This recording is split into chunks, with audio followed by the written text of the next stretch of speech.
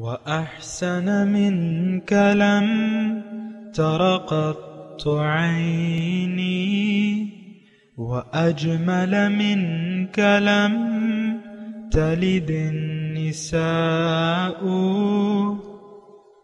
خلقت مبرأ من كل عيب خلقت مبرأ من كل عيب كأنك قد خلقت كما تشاء كتاب أنزلناه إليك مبارك ليدبروا آياته وليتذكر أولو الألباب۔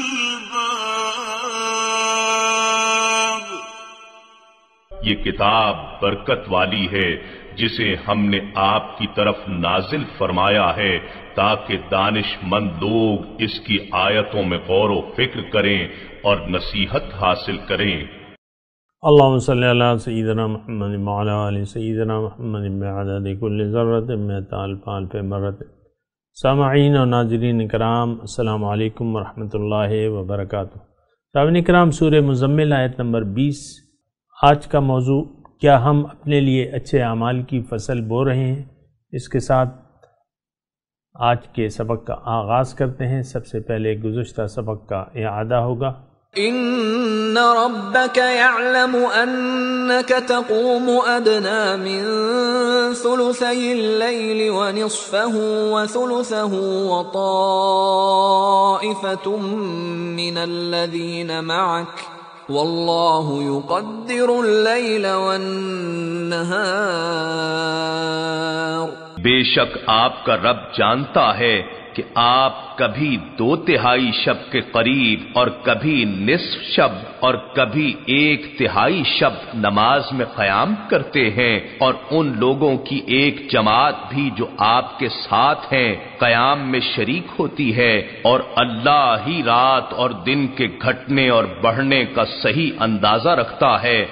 علم ان لن تحصوه فتاب عليكم فاقرؤوا ما تيسر من القرآن علم ان سيكون منكم مرضى وآخرون يضربون في الارض يبتغون من فضل الله۔ وہ جانتا ہے کہ تم ہرگز اس کے احاطہ کی طاقت نہیں رکھتے، سو اس نے تم پر مشقت میں تخفیف کر کے معافی دے دی، پس جتنا آسانی سے ہو سکے قرآن پڑھ لیا کرو۔ وہ جانتا ہے کہ تم میں سے بعض لوگ بیمار ہوں گے اور بعض دوسرے لوگ زمین میں سفر کریں گے تاکہ اللہ کا فضل تلاش کریں۔ وآخرون يقاتلون في سبيل الله فاقرؤوا ما تيسر منه وَأَقِيمُوا الصَّلَاةَ وَآتُوا الزَّكَاةَ وَأَقْرِضُوا اللَّهَ قَرْضًا حَسَنًا۔ اور بعض دیگر اللہ کی راہ میں جنگ کریں گے، سو جتنا آسانی سے ہو سکے اتنا ہی پڑھ لیا کرو، اور نماز قائم رکھو اور زکوٰۃ دیتے رہو، اور اللہ کو قرض حسن دیا کرو۔ وَمَا تُقَدِّمُوا لِأَنفُسِكُم مِّن خَيْرٍ تَجِدُوهُ عِندَ اللَّهِ هُوَ خَيْرًا وَأَعْظَمَ أَجْرًا وَاسْتَغْفِرُوا اللَّهَ إِنَّ اللَّهَ غَفُورٌ رَّحِيمٌ۔ اور جو بھلائی تم اپنے لیے آگے بھیجو گے اسے اللہ کے حضور بہتر اور اجر میں بزرگ تر پالو گے، اور اللہ سے بخشش طلب کرتے رہو، اللہ بہت بخشنے والا بے حد رحم فرمانے والا ہے۔ سامعین کرام، سورہ مزمل آیت نمبر 20۔ ان ربک یعلم، بے شک آپ کا رب جانتا ہے، انک تقوم ادنا، کہ آپ کھڑے ہوتے ہیں قرآن کی پڑھنے کے لیے، من ثلثی اللیل، رات کا 3/4 حصہ، ونصفہ 1/2 حصہ، وثلثہ 1/3 حصہ، وطائفۃ من الذین معک، اور مومنوں سے بھی ایک جماعت آپ کے ساتھ کھڑی ہوتی ہے آپ کی اتباع میں۔ واللہ یقدر اللیل والنہار، اور اللہ تعالیٰ قدرت رکھتا ہے رات اور دن پر۔ علم ان لن تحصوہ، اللہ جانتا ہے کہ تم اس کی پوری طرح اس کو نباہ نہ سکو گے۔ فتاب علیکم، تو اس نے رحمت کے ساتھ تمہاری طرف متوجہ ہوا۔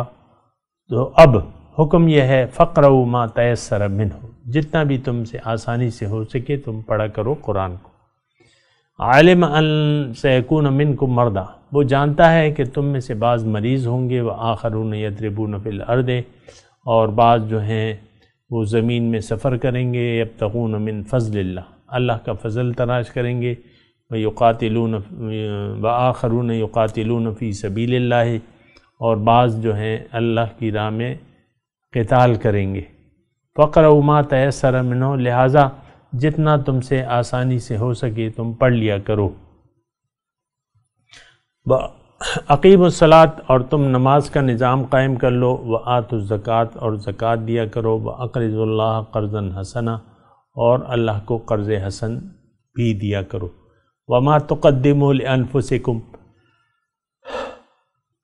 اور جو کچھ بھی تم بھجواؤ کہ اپنے لیے، من خیرن، اپنے لیے بھلائی، تجدوہ عند اللہ، اللہ کے ہاں پالو گے، ہوا خیرن، وہ بہتر ہے، وہ اجر بہتر ہے اور بڑا اجر ہے۔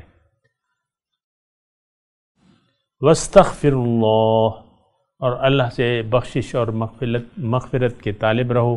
ان اللہ غفور الرحیم، بے شک اللہ تعالیٰ بخشنے والا مہربان ہے۔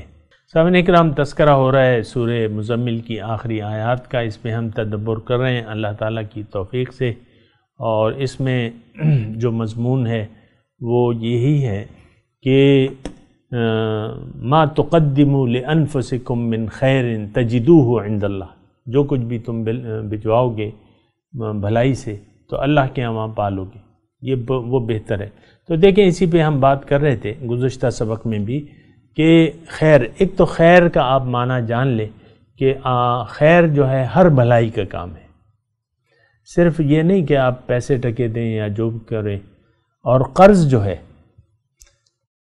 اقرض اللہ قرضا حسنا، یعنی اس کا ایک ظاہری مطلب تو متعین ہے کہ قرض حسن، یعنی آپ مال خرچ کریں، کیونکہ اس سے پہلے بھی یعنی مال کے خرچ کا اور تذکرہ ہوا ہے، لیکن اس کا ایک باطنی اور ذرا وسیع تر مفہوم بھی ہے سامنے کرام۔ وَأَقْرِضُ اللَّهَ قَرْضًا حَسَنًا، اللہ تعالیٰ نے ہمارے تمام نیک اعمال کو اپنے اوپر قرض قرار دے دیا۔ جنت کیا ہے؟ آپ جو اعمال نیک کر رہے ہیں، جو اچھی زندگی آپ گزار رہے ہیں، جو اچھے مقصد کا آپ نے تعین کر لیا ہے، اب یہ سب کچھ اللہ پہ قرض ہے، سبحان اللہ۔ اور قرض جو ہے وہ لوٹایا جائے گا، تو لوٹانے کا تو میں نے آپ کو گزشتہ سبق میں یہ بتایا کہ لوٹانے کا سلسلہ اللہ تعالیٰ یہاں سے شروع کر دیتا ہے، اس کا اختتام روز قیامت ہوگا، اتنی سی بات ہے۔ یعنی اللہ تعالیٰ پورا اجر جو ہے، یوم توفی کل نفس ما کسبت لا ظلم اليوم، اس دن جو ہے پورا بدلہ دے دیا جائے گا، یا اس کے آج ظلم نہیں ہوگا۔ دوسری آیت بھی ہے، آپ نے سنی ہوگی کہ فَمَنْ يَعْمَلْ مِثْقَالَ ذَرَّةٍ خَيْرًا يَرَهُ، یہاں بھی خیر ہے نا، وہاں بھی خیر ہے جو ابھی میں نے آیت پڑھی، مَنْ يَعْمَلْ مِثْقَالَ ذَرَّةٍ من خَيْرٍ يَرَهُ وَمَنْ يَعْمَلْ مِثْقَالَ ذَرَّةٍ شَرًّا يَرَهُ۔ یہ وہی مضمون ہے جو میں آپ کے سامنے گزشتہ سبق میں بیان کیا تھا کہ ہر اعمال کا جو ہے وہ نتیجہ آپ کے سامنے آنے والا ہے، خواہ وہ اچھا ہو یا برا ہو۔ اچھے اعمال کی اچھا بدلہ ملے گا، اور برے اعمال کا برے نتیجے کا آپ کو سامنا کرنا پڑے گا، اس سے پھر چھٹکارا ممکن نہیں ہے۔ یہاں تو عام طور پہ ہوتا ہے ہم غفلت میں اپنی زندگی گزارتے رہتے ہیں اور کرتے رہتے ہیں یہاں تک کہ موت آ جاتی ہے. نہ کچھ سوچنے کی ضرورت محسوس کرتے ہیں، نہ سمجھنے کی ضرورت محسوس کرتے ہیں. زندگی کو غافلوں کی طرح غافل ہو کے گزار دیتے ہیں. آج عام طور پہ آپ دیکھیں، میں اور آپ جس معاشرے میں رہ رہے ہیں، یہ لوگ اپنے انجام سے غافل ہیں، کیونکہ برائی کا ارتکاب کر رہے ہیں نا. مسلمانوں کی میں بات کر رہا ہوں. آج مسلمان فرد یا معاشرہ یا قوم یہ برائی کا ارتکاب کر رہی ہے. برائی کا ارتکاب، برائی ہے کیا؟ کہ آپ اللہ کو بھلا کے زندگی گزاریں. یہ اصل برائی ہے، یہ اصل جرم ہے. بنیادی جرم یہ ہے کہ آپ نے کیوں اللہ تعالیٰ کو بھلا دیا.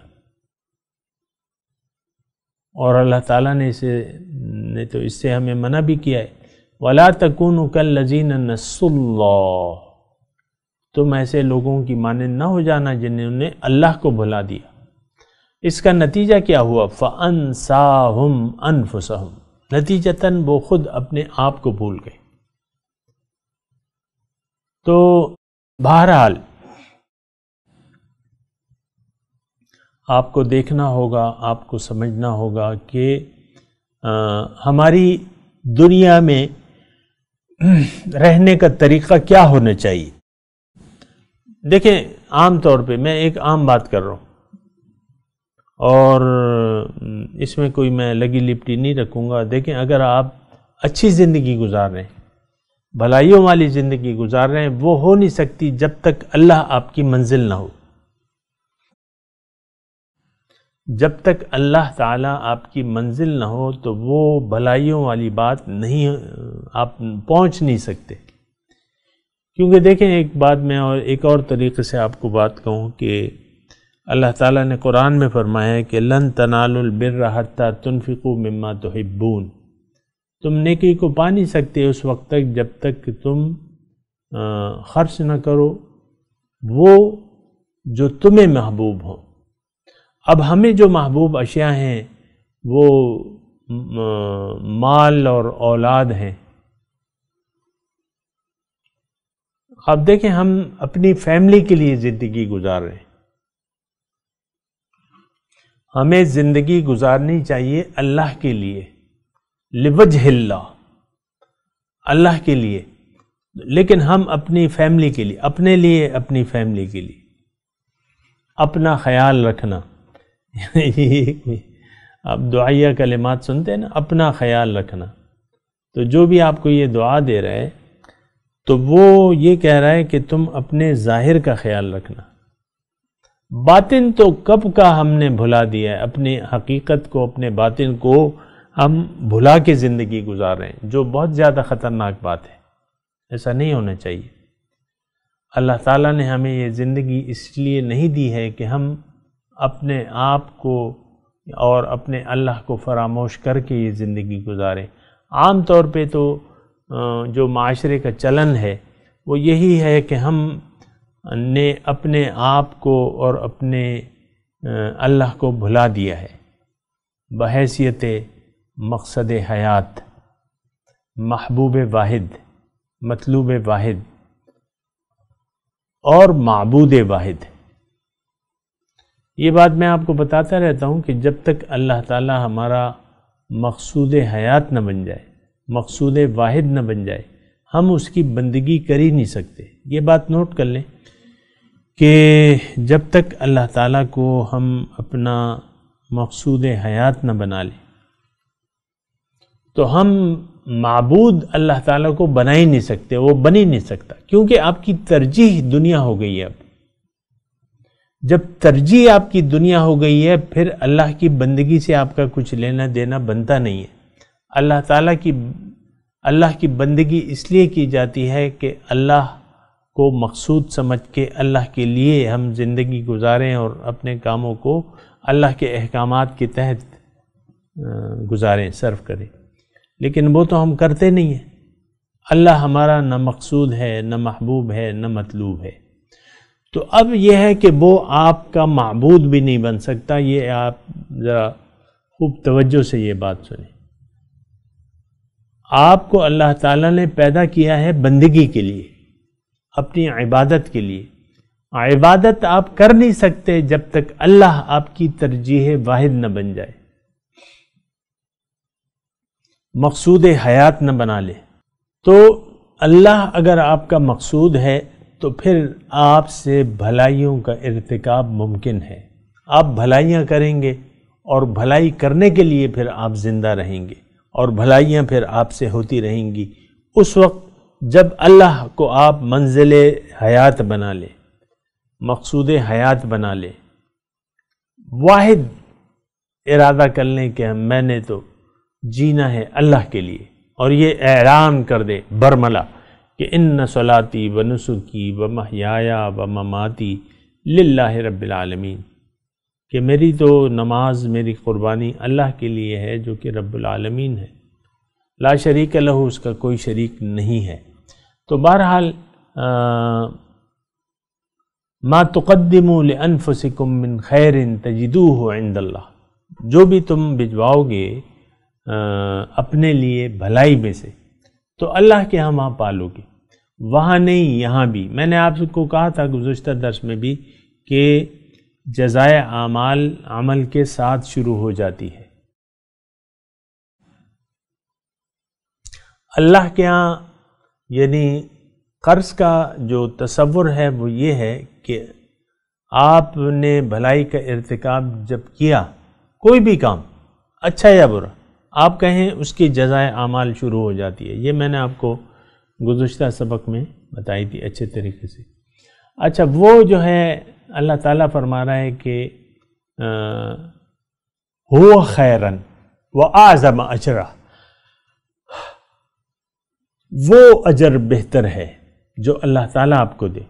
ہم تو سامعین اکرام زندگی گزارتے رہتے ہیں جاہلوں اور غافلوں کی طرح، اور اللہ تعالیٰ کی طرف سے کسی خیر کے ہم طالب نہیں ہیں، سوائے اس کے کہ ہم چاہتے ہیں کہ کہیں پیسوں کی برسات ہو جائے، ہم پہ بانڈ لگ جائے، کاروبار جو ہے وہ دن دوگنی اور رات چوگنی ترقی کرے، اور بس ہر ایک، اب ڈاکٹر ہیں وہ کہتا ہے میرے پاس مریضوں کی بہتات ہونی چاہیے تاکہ میں ان کی کھال اچھی طرح ادھیڑوں، اور ایسا نہیں ہے بات.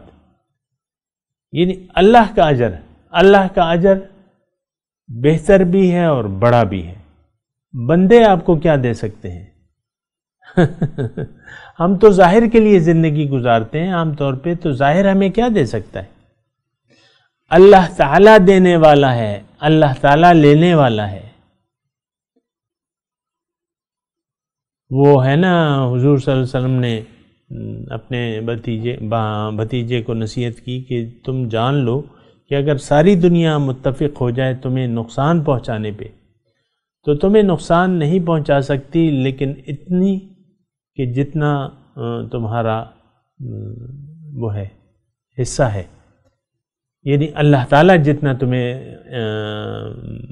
بھلائی دینا چاہتا ہے، نہیں نقصان جتنا اللہ کے یہاں مقرر ہے اس سے زیادہ کوئی آپ کو نقصان نہیں دے سکتا. اور اللہ اگر فائدہ کوئی دینا چاہے تو کوئی اس ذات اس فائدے کو آپ سے روک نہیں سکتا. اور یہ قرآن کی آیت ہے، حدیث کی بھی ہے، قرآن کی بھی ہے. ان یمسسک اللہ بضر فلا کاشف لہ الا ہو وَإِن يُرِدْكَ بِخَيْرٍ فَلَا رَادَّ لِفَضْلِهِ. اللہ تعالیٰ اگر آپ کو کوئی خیر دینا چاہے، اِن يَمْسَسْكَ اللَّهُ بِالضُّرٍ، کوئی تکلیف دینا چاہے، فلا کا، تو وہ تکلیف اللہ کے سوا کوئی نہیں ہٹا سکتا. انسان بیمار ہو جاتا ہے، علاج کرتے کرتے تھک جاتا ہے. میں نے خود سنا ہے ایک آدمی سے، مجھ سے تھوڑا سا عمر میں، یعنی آج سے تقریباً 20-25 سال پہلے کی بات ہوگی. تو وہ فروٹ والے کے پاس میں بھی لینے کے لیے فروٹ کھڑا ہوا تھا اور وہ بھی کھڑا ہوا تھا. وہ بیمار تھا، بیماریاں گزارتا. وہ دکاندار پوچھ رہا تھا کہ بھئی کیا حال ہے، کیا طبیعت ہے؟ کہتا ہے میں تھک گیا ہوں. وہ یعنی اس کے بعد کچھ عرصے بعد وفات بھی پا گیا. لیکن میں آپ کو ویسے کہہ رہا ہوں. اور وہ آدمی تھا خاصا مالدار، اللہ تعالیٰ کا دیا، اس کے پاس سب کچھ تھا. تو کہتے ہیں میں تھک گیا ہوں. کیا مطلب؟ کہ علاج کراتے کراتے تھک گیا ہوں، اور وہ بیمار ہی اسی بیماری میں پھر چلا بھی گیا. تو دیکھیں یہ اللہ کا فیصلہ ہے کہ آپ کی زندگی اور موت کا مالک بھی اللہ ہے، اور جو تکلیفیں آپ پہ آنی ہیں وہ تو آنی ہیں، اس سے تو آپ کو کوئی بھی نہیں. ٹھیک ہے ڈاکٹر بہانہ بن جاتے ہیں بعض اوقات، علاج کرانا سنت ہے، جائز ہے، کرانا چاہیے، لیکن یہ ہے کہ انسان تھک جاتا ہے لیکن اسے وہ نہیں ملتا، یعنی پیسے خرچنے کے باوجود جو اللہ تعالیٰ نے اس کے لیے نہیں لکھا ہے. یعنی ایک بیمار ہے، اس کی قسمت میں اب صحت نہیں ہے، اور وہ تقریباً میں آپ کو بتاؤں جوان آدمی تھا.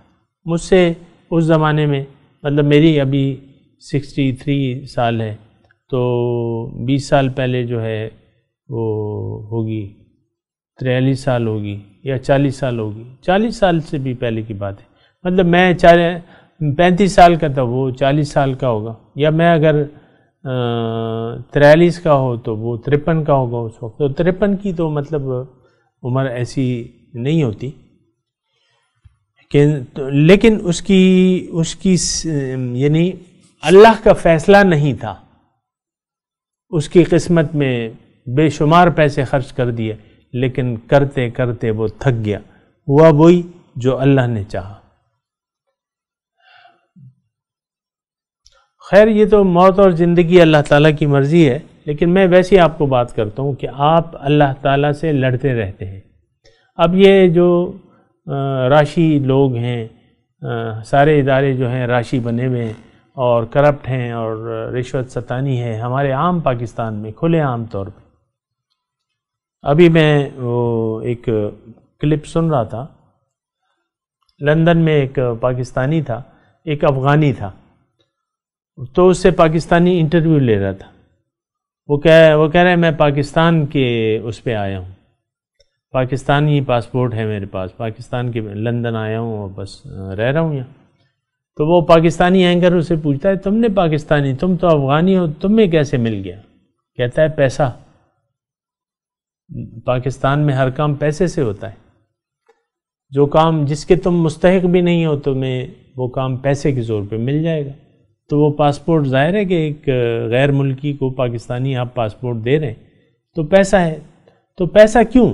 یہ میں آپ کو جو بات کر رہا تھا نا کہ پیسے سے ہم سب کچھ خریدنا چاہتے ہیں، اللہ پہ اعتماد نہیں ہے. پیسہ جائز ہو یا ناجائز ہم حاصل کرنا چاہتے ہیں، لیکن اللہ تعالیٰ یہ فرما رہا ہے کہ تم بھلائی بھیجو، تم برائی کیوں بھیج رہے ہو؟ پرائے مال کھانا تو پیٹ میں آگ ڈالنے کے مترادف ہے، تو تم ایسا نہ کرو. وَمَا تُقَدِّمُوا لِأَنفُسِكُم مِّن خَيْرٍ تَجِدُوهُ عِندَ اللَّهِ هُوَ خَيْرًا وَأَعْظَمُ أَجْرًا. تو وہ بہتر ہے اور زیادہ، وہ سب سے بڑا اجر ہے، اس کا اجر بہت بڑا ہے. وَاسْتَغْفِرُ اللَّهِ، اللہ سے اپنے گناہوں کی مغفرت چاہتے رہو. یہ ایک اصولی طور پہ حضور صلی اللہ علیہ وسلم فرماتے ہیں کہ میں دن میں 100 مرتبہ اللہ استغفار طلب کرتا ہوں اللہ تعالیٰ سے. تو خیر وہ تو ہماری یعنی ہمارے لیے ایک نمونہ ہے، تو اس طریقے سے وہ کرتے تھے. لیکن پھر بھی جو بھی ان کی مرتبہ تھا تو وہ کہتے تھے میں استغفار مانگتا ہوں. واستغفر اللہ حکم ہے نا، استغفار ہے. اب اس میں نیک لوگ تو اس سے مستثنا نہیں ہے. نیک لوگ جو ہوتے ہیں، اولیاء اللہ ہیں، قطب ہے، غوث ہے، ابدال ہیں، جو بھی ہیں، تو وہ اس استغفار سے مستثنا تو نہیں ہوتے. اور انسان اور اللہ بہت بڑا فرق ہے. اللہ کے تو درجات ہیں، ہمارے کیا انسان ہیں، ہم تو ایک مٹی کی وہ ہیں، جسم مٹی کا ہے. ہاں روح جو ہے وہ ذرا قیمتی ہے، ذرا نہیں بہت. تو بہرحال اللہ تعالیٰ فرما رہا ہے کہ تم اب مجھ سے استغفار طلب کرتے رہو. اس کی میں تفصیل میں نہیں جاتا. لیکن یہ ہے کہ وقت میرے پاس کم ہے۔ ان اللہ غفور الرحیم، بے شک اللہ تعالیٰ بخشنے والا مہربان ہے۔ اللہ تعالیٰ دیکھیں غفور الرحیم ہے ان لوگوں کے لیے جن کا مقصود، مطلوب اور محبوب اللہ ہے۔ جو اللہ کے طالب ہی نہیں ہے تو ان کے نظر میں تو گناہ اور ثواب کی تو کوئی حیثیت ہی نہیں ہے، اگر ہوگی بھی تو فی الواقع نہیں ہوگی۔ بہت سے ہم کام کرتے ہیں، ہماری تو منزل غلط ہے، ہم بہک چکے ہیں، ہم نے اللہ کی یاد کو دل سے بھلا دیا ہے۔ اب ہم اچھا کریں یا برا کریں، ہمارا حشر نقصان کا ہوگا۔ یہ بات ذرا نوٹ کر لیں۔ یہ نہیں ہو سکتا کہ اللہ دنیا کو آپ نے ترجیح بنا لیا اور پھر اللہ تعالیٰ سے آپ بخشش طلب کرتے رہیں۔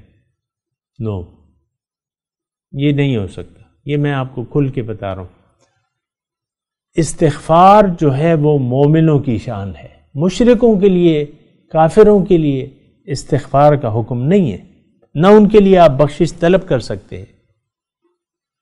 نبی کو بھی حکم ہے کہ آپ نے استغفار نہیں مانگنا مشرکوں کے لیے۔ ما کان للنبی ان یستغفروا للمشرکین، تو واستغفر اللہ سے استغفار۔ اب یہ میں باتیں آپ کو اس لیے بتا رہا ہوں کہ آپ ذرا الرٹ ہو جائیں۔ تو ان اللہ غفور رحیم، اللہ بخشنے والا مہربان ہے، آپ کے لغزشوں، گناہوں کو، صغیرہ اور اس کا سب طریقہ کار ہے۔ صغیرہ گناہوں کو اللہ تعالیٰ ویسے ہی معاف کر دیتا ہے۔ وہ اللہ تعالیٰ فرماتا ہے نا کہ اگر آپ چھوٹے گناہوں سے پرہیز کرو تو وہ پوری آیت ہے۔ بہرحال ابھی میرا ٹائم پورا ہے، میں اللہ تعالیٰ کا شکریہ ادا کرتا ہوں کہ اس نے سورہ مزمل کے مضامین کو مجھے بیان کرنے، آپ کو سننے کی توفیق دی۔ اب باقی عمل کرنا وہ ہماری اپنی مرضی ہے، اور توفیق اس وقت ملے گی جب آپ ارادہ کریں گے، محض ایسے توفیق نہیں ہوتی، اللہ کا قانون نہیں ہے۔ اعوذ باللہ من الشیطان الرجیم، بسم اللہ الرحمن الرحیم۔ ترجمہ سے سنا دے صرف۔ ان ربک یعلم انک تقوم ادنی من ثلثی اللیل،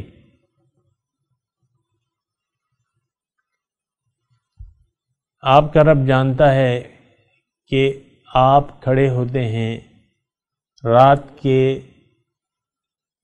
3/4 حصے میں، ونصفہ 1/2 حصے میں، یعنی قرآن پڑھنے کے لیے آپ قرآن پڑھتے ہیں 3/4، 1/2 یا 1/3 بثلث۔ وطائفۃ من الذین آمنوا معک، اور آپ کے ساتھیوں میں سے بھی ایک گروہ یہ عمل کرتا ہے۔ واللہ یقدر اللیل والنہار، اللہ تعالیٰ ہی رات اور دن کا حساب رکھتا ہے۔ علم ان لن تحصوہ، وہ جانتا ہے کہ تم اس کا نباہ نہیں کر سکو گے مستقل۔ فتاب علیکم، لہٰذا اس نے تم پر مہربانی فرمائی۔ اب حکم کیا ہے؟ فقرؤوا ما تیسر من القرآن، اب جتنا قرآن آسانی سے پڑھ سکتے ہو پڑھ لیا کرو۔ عالم ان سیکون منکم مرضی، اسے معلوم ہے کہ تم میں سے کچھ مریض ہوں گے۔ وآخرون یضربون فی الارض، کچھ دوسرے لوگ اللہ کے فضل کی تلاش میں سفر کرتے ہوں گے۔ وآخرون یقاتلون فی سبیل اللہ، کچھ اور لوگ اللہ کے راستے میں جنگ کرتے ہیں۔ فقرؤوا ما تیسر منہ، بس جتنا قرآن بآسانی پڑھا جا سکے پڑھ لیا کرو۔ وَأَقِیمُوا الصَّلَاةَ وَآتُوا الزَّکَاةَ، نماز قائم کرو، زکوٰۃ دیا کرو۔ وَأَقْرِضُوا اللَّهَ قَرْضًا حَسَنًا، اللہ کو اچھا قرض دیتے رہو۔ وَمَا تُقَدِّمُوا لِأَنفُسِكُم مِّن خَيْرٍ،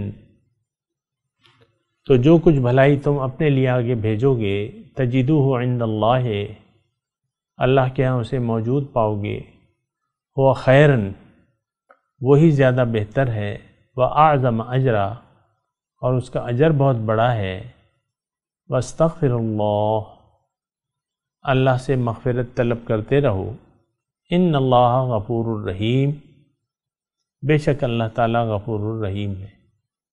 اب ان آیت کی تلاوت اور ترجمہ۔ ان ربك يعلم انك تقوم ادنى من ثلثي الليل ونصفه وثلثه وطائفة من الذين معك والله يقدر الليل والنهار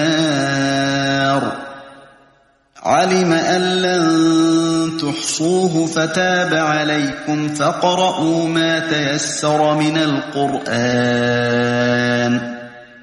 علم ان سيكون منكم مرضى وآخرون يضربون في الأرض يبتغون من فضل الله وآخرون يقاتلون في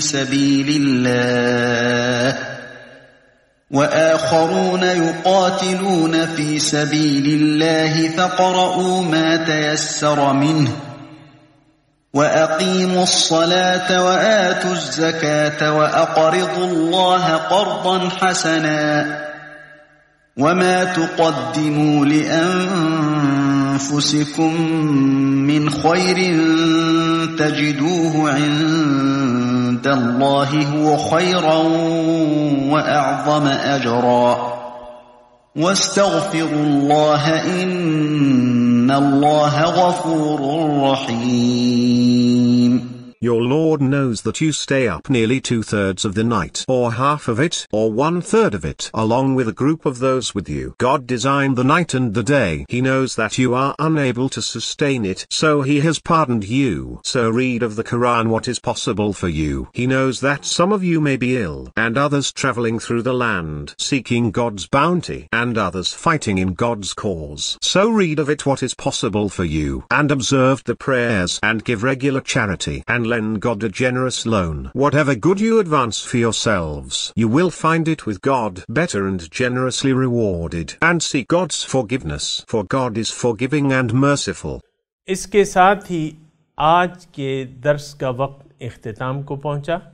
انشاءاللہ اگلے درس میں ملاقات ہوگی۔ وآخر دعوانا ان الحمدللہ رب العالمین، والسلام علیکم ورحمۃ اللہ وبرکاتہ۔